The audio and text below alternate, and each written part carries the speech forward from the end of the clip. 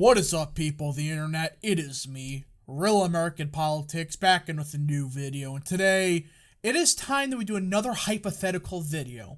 I know, it's September, why are you pumping out hypothetical videos? Quite frankly, folks, as of today, no polls came out, nothing major happened the past couple of days, so I decided, you know what, we're going to do a hypothetical here because it's kind of a nice break because nothing's really happening with elections or anything like that as of today, but hopefully something interesting happens tomorrow. And today we're going to be doing, what if Donald Trump won the 2020 election? How would the 2022 Senate races look like? Now, before I forget, of course, I hope you enjoy these type of videos. If you do, smash the like button down below, subscribe, share with your friends, hit that little bell, and yes, of course, go follow the mysterious Twitter account in the description down below. And yeah, also join the channel. That is right, folks. For just 10 cents a day, you can join Real American Politics. I recommend you do it. And yeah. Alright, let's get into it, folks, right now. So, some massive things I think would change if Donald Trump did in fact win the presidential election. Now, there's going to be some, I can already imagine, a shit show in the comments about 2020. But point is, this is if you won re-election through means of somehow. Not going to say my opinion on it, but you understand what I'm saying. Wink, wink.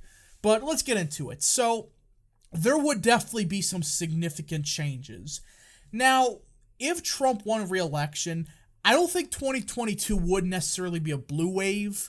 Sure, it would be a lean blue environment, but it wouldn't be, a full-on blue wave sweep, like Democrats gain all House seats or Senate seats or something crazy like that.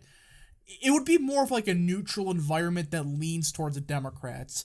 The reason being is the economy was recovering towards the end of Trump's term, and Biden threw it away. Biden completely burned it.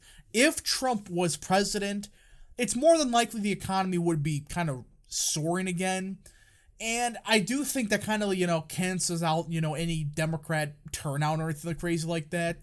But it is technically possible for there to be some kind of a blue wave. Like, Democrats will keep the House in this scenario. There's really no question about it. But the Senate races, that's where it gets a bit interesting. Now, I can't edit the map for one of the Georgia races.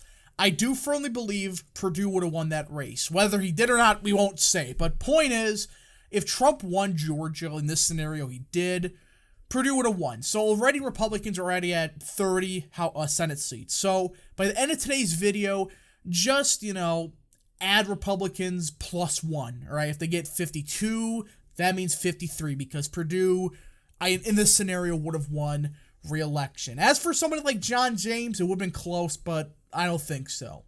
So let's get into it. Let's start with all the, no matter what you do, safe Republican states. I don't think there's really much of a debate in a lot of these states. Really don't think so.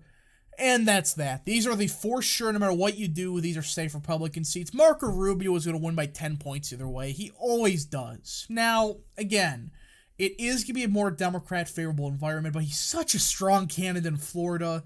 Going against Demings, that's not going to go well for the Democrats whatsoever. Now, as for the Democrats, I think this will be all the safe states. I think Washington in this scenario really wouldn't be close. Like, Smiley, I still think would have ran.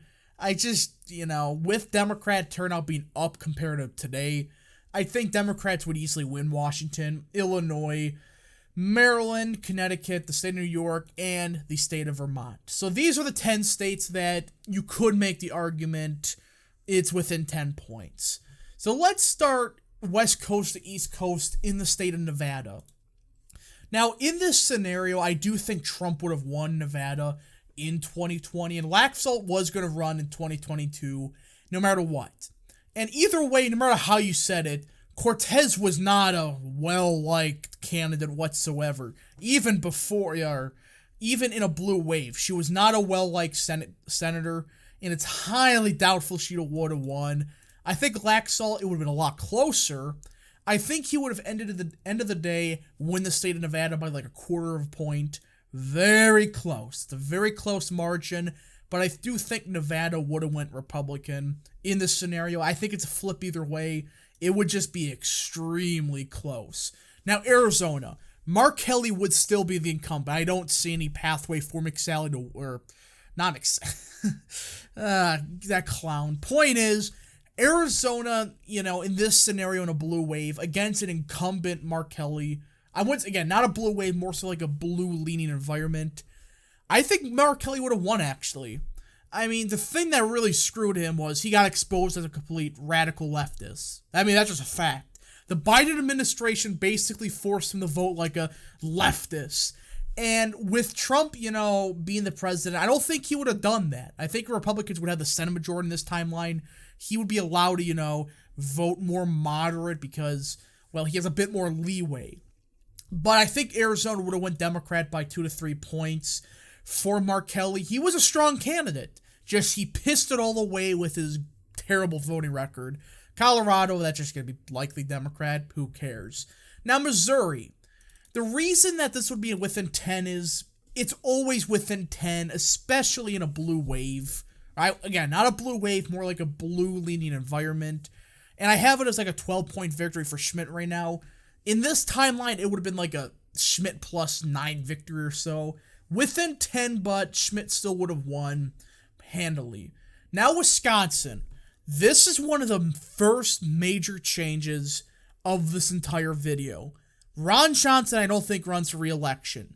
The only reason he did was Biden won and the nation was falling apart. And I do think this would have been a race that Kevin Nicholson would have ran in. He all but said that he was going to run for that Senate seat if Ron Johnson never ran. He would have been the nominee. There's really nobody that was going to go for the Senate seat outside of somebody like Nicholson.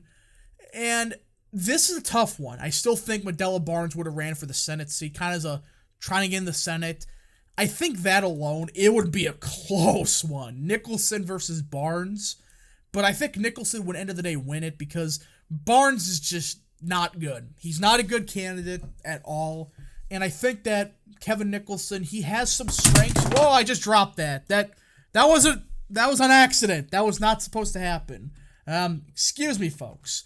All right, so I got that fixed. I just dropped something. Point is, Wisconsin would go to Kevin Nicholson by around a half point or so. It's just Barnes is not a good candidate. No matter what way you spin it, he's not that good of a candidate whatsoever. Now, Ohio, Vance would have won by like 5-6 points. There's not much more I got to say in the state of Ohio. Now, Georgia. This is an interesting one. I've been debating if Leffler would have won 2020 if Trump won the state of Georgia. This is a tough one because no matter what, it was going to be a runoff territory. And there was a chance that Doug Collins could have won that race. Now, this is a tough one. In a state that's trending Democrat like Georgia, that's a real tough one. That's a tough one to predict if it would have, gone Republican or Democrat in 2020 because you got Warlock against either Doug Collins or Leffler. Collins may have gotten a boost with Trump winning the state. I think that's just a fact. I mean, he had more of the Trumpy base anyways. If he would have the nominee in 2020, he would have won that Senate race.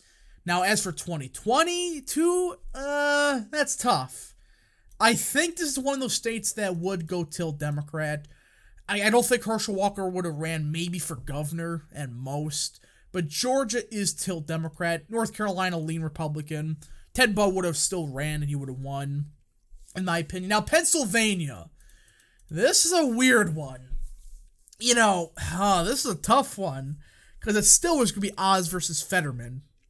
And in this situation, I think Fetterman would have pulled it off, mostly because Republican turnout would already going to be low with somebody like Oz who he's recovered most of the base. You still got the Kathy Barnetts of the world going around and, basically not supporting Oz. I think Pennsylvania would have flipped to Fetterman. I know he's a horrible candidate, but in this situation, it's kind of reasonable. So, because, again, Democrats have a more favorable environment and all that. But again, it's not perfect. There is a chance that Oz could pull it off, but I don't know. As for New Hampshire, I don't think that really is much discussion. So this, folks, is the 2022 Senate races if Trump won re-election. Now, again, you add one, So Republicans really would be at like 51 Senate seats right now. I still think they would have gone to, say, like Nevada. They would have probably held on to Wisconsin barely.